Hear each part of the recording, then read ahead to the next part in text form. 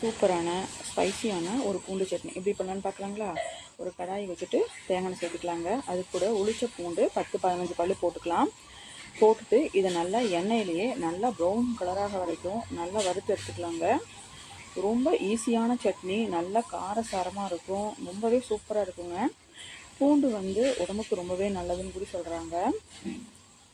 கேன்சரை பூண்டோடு அழிக்கிற சக்தி பூண்டுக்கு இருக்குதுன்னு சொல்கிறாங்க. இப்போ இந்த மாதிரி நல்லா ப்ரௌன் கலராக வறுத்து ஒரு ஃப்ளைட்டில் மாற்றி வச்சுக்கலாம். இதே எண்ணெயில் நம்ம காரத்துக்கு தகுந்த மாதிரி வரமிளகாய் எடுத்துக்கலாம்.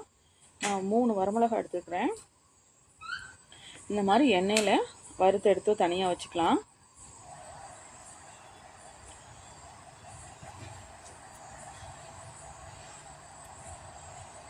அதுக்கப்புறம் பார்த்தீங்கன்னா இதே எண்ணெயில் கொஞ்சமாக புளி சேர்த்து நம்ம எண்ணெயில் இதே மாதிரி வறுத்து எடுத்துக்கலாங்க.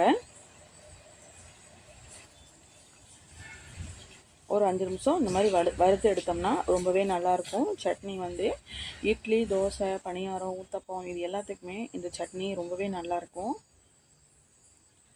இது எடுத்து வச்சதுக்கப்புறம் நல்லா ஆற வச்சு கொஞ்சமாக உப்பு போட்டு இதை நல்லா அரைச்சி எடுத்துக்கலாம்.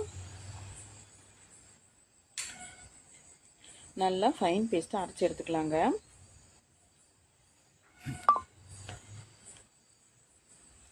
கொஞ்சமாக தண்ணி ஊற்றிட்டு நல்லா அரைச்சி எடுத்துக்கலாம். அவ்வளோதான், நமக்கு பூண்டு சட்னி ரெடி ஆயிடுச்சு.